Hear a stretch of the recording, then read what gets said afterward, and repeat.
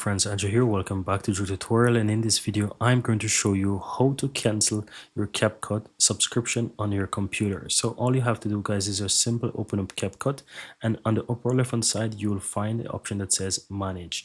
Right, it's going to show the type of subscription you have. Simple click on that and it's going to show you the type of subscription that you have. So here it's going to show me that I have my auto renewal turned on, and it's going to show me that I can cancel my account from here. So if you go ahead and click on cancel from here, what's going to happen is that it's going to give me a pop-up box. All I have to do is just go ahead and click and confirm. Once I click and confirm, it's going to go ahead and cancel my subscription. You can do it directly from your computer.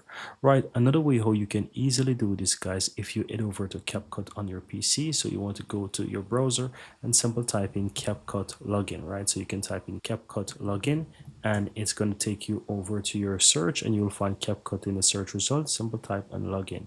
It's going to take you right over to the CapCut website where you can simply sign in with your account that you have, and just go ahead and sign in with your email address that you have associated to your CapCut account.